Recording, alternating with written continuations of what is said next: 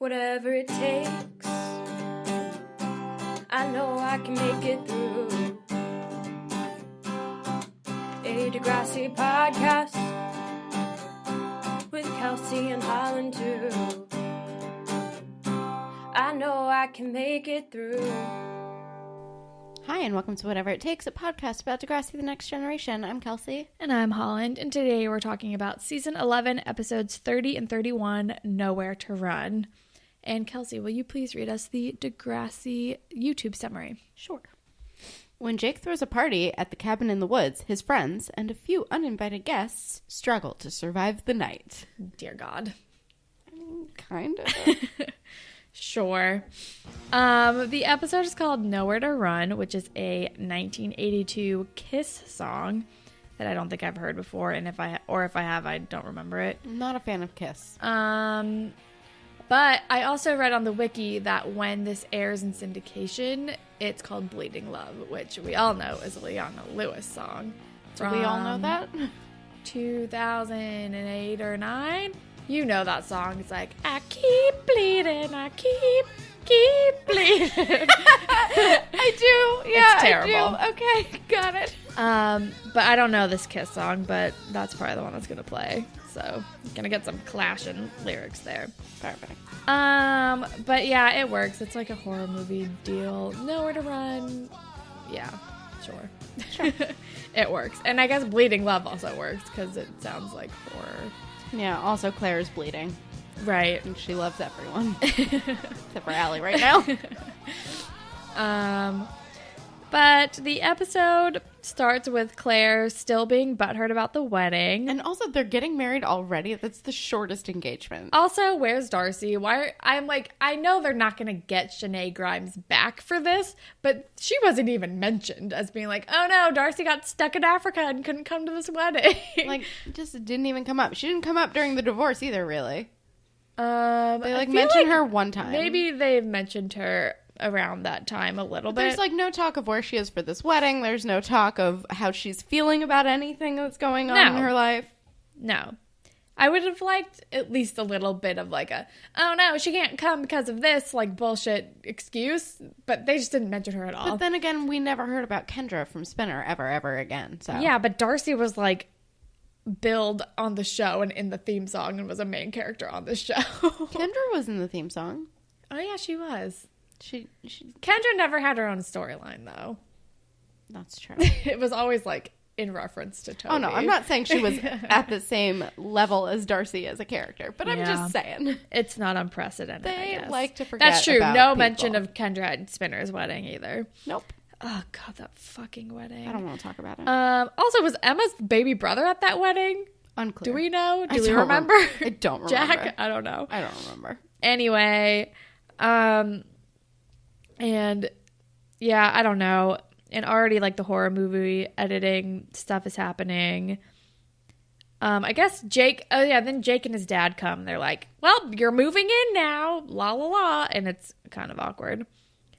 Should we do fashion police? I don't think I have a lot, but my first note is Jake is obviously wearing plaid. Mm-hmm. Did Drew get a haircut? Or maybe his hair just looks different? Oh, no, wait, no, he didn't, but Jake did. Jake got a flippy haircut. Claire's red dress for this wedding is kind of bold. It's a sexy It's just a bold color. Also, her mom's wedding dress is not good. Oh, it's bad. It's real bad. Allie's hair looks good, though. Dave is wearing, a leather black hat situation. I like Allie's, floral tank top. It's very 2011. Mm-hmm. Jake is wearing an Element t-shirt. That was going to be my next note. Jake's Element shirt.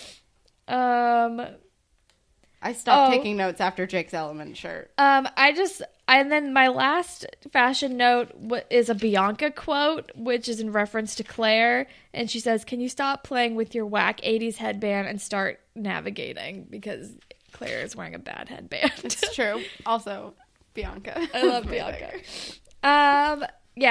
Jake's moving in. And Jake and Claire are trying very hard. Oh yeah, so I guess the whole summer has happened and it's like now a week before school is about to start. And Allie and Claire are hanging out like friends do. Yeah, and then Jake has been gone at his cabin all summer and Claire hasn't heard from him since he like texted her and was like, "See ya after summer, sis," or something like that. Also, we're getting all these like fun, scary movie tropes, and they're like, "What's in the closet?" Nothing's in the closet. Yeah. But it's just like the lights go out, and there's all these ominous noises. And then Jake like knocks on the door, and they're trying to like make a truce to not have any weirdness. And she says, "Bro and sis." And he's holding a box, and then she closes the door, and I guess there are roses in the box. And I'm like, did he get her roses? I'm confused by this box of roses. I think he got her roses. I guess he got her roses, but she shut him down. I don't know. And then one of the roses like floats up, and it's like this weird title card treatment that's like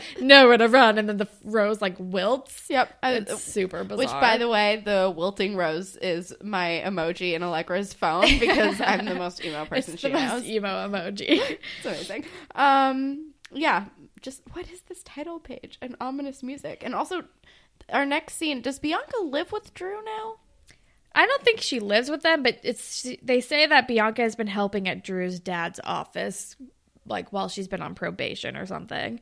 And also I guess she's also just been hanging out there a lot because now she and Adam are friends, and I guess they've been watching a lot of horror movies together. Mm-hmm. And Katie is very jealous. Very jealous. And like takes Drew to lunch because she doesn't want to leave him at home alone with them, and because Bianca's doing some really sexy apple eating, so that's the thing. But then we were back at Claire's house for the wedding, and Allie is there like complaining, like worrying about Dave, and is like, "We texted 24/7 when I was at camp, but now he's not. Now it's radio silent." And Claire is being kind of shitty and minimizing Allie's problems. That's what I wrote. Being an asshole. Claire minimizing Allie's sadness. Because she's like, "You don't have real problems. My mom's getting married to my ex-boyfriend's dad." And Allie's like, "Okay."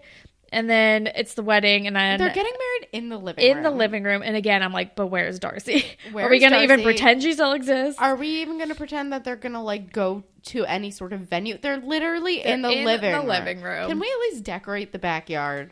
Yeah, seriously, Jesus Christ! But then Claire, of course, fucking reads from Corinthians because this is how cliche Degrassi is, and it's does she read it? tense. And does Jake like look at her, and it's all like they're like making a lot of eye contact, and it's love very is tense. patient, love is kind, blah blah blah, whatever.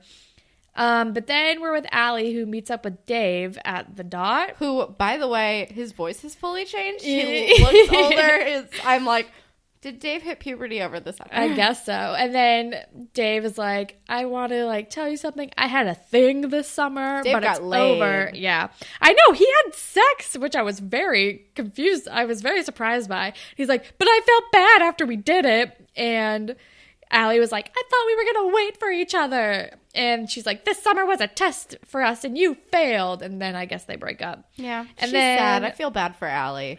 But and I'm like, also, is this Dave's last episode, or does he come back? Because I don't know. he hasn't really. I mean, he might come back, but He might come back. I don't know. It's very much like, "All right, bye, Dave. We need you to break up with Allie so Allie can go do something else shitty now." Pretty much. Allie makes bad choices. She has a terrible track record when it comes to dudes, which I wrote down. Because then. Okay, Drew and Katie and Marisol come over. Right. My question is, are Allie and Drew just good now? I know. I'm like, since when do all of these people hang out with each other? They don't. Because I think they're with Jake too. Or does that happen later? Jake comes over later. So Because yeah, he's still at the weird ass wedding. It's super bizarre. Yeah, and Jake wants to talk, but Claire's avoiding.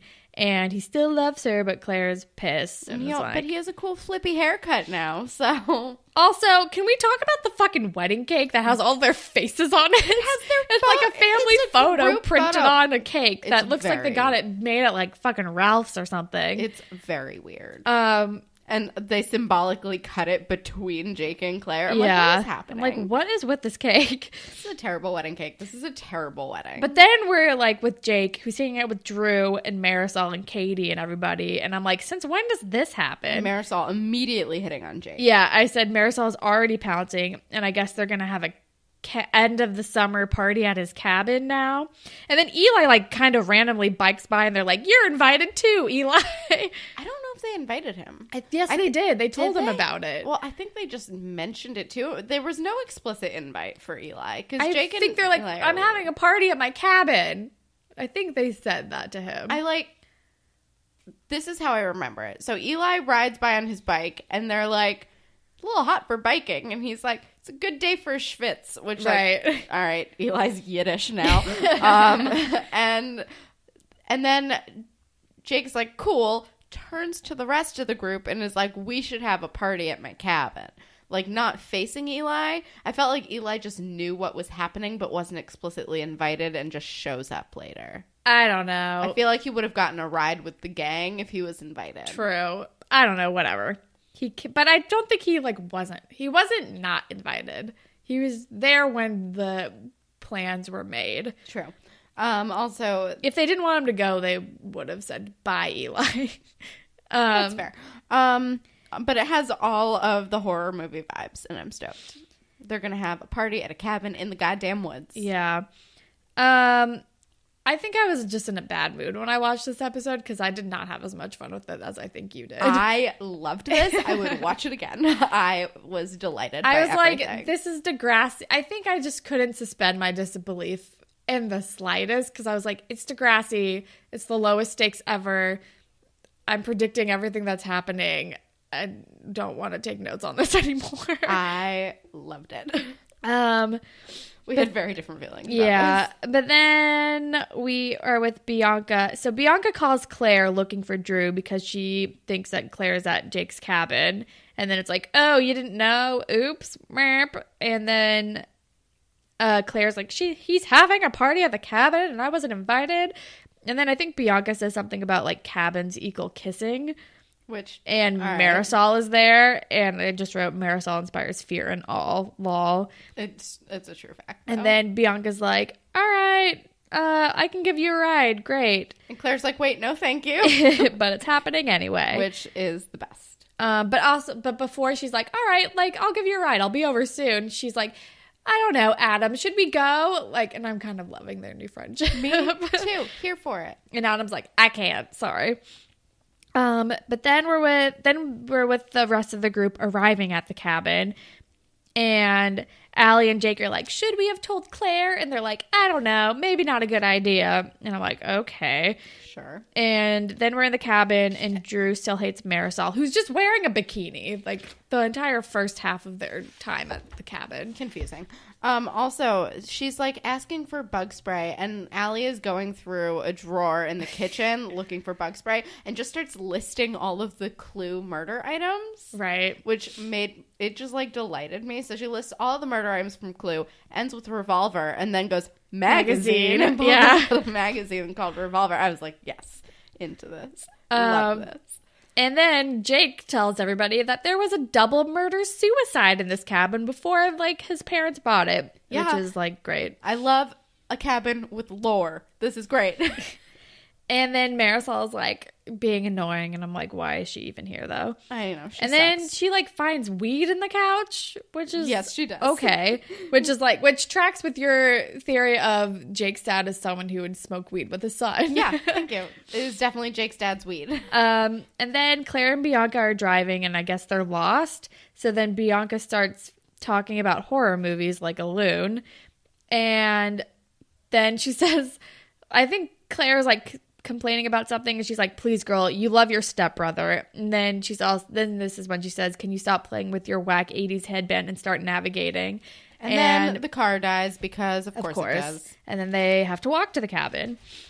And then Drew and Katie play a really fucked up prank on Marisol. Yeah. Katie pretends like has blood on her hands and pretends like she's been like axe murdered or something. Yeah, there's all It's these super spooky weird. noises. And you just Drew hear, pops up like, behind her with like a mask on. It's terrible. It's mean. I'm also a person who really does not like a prank.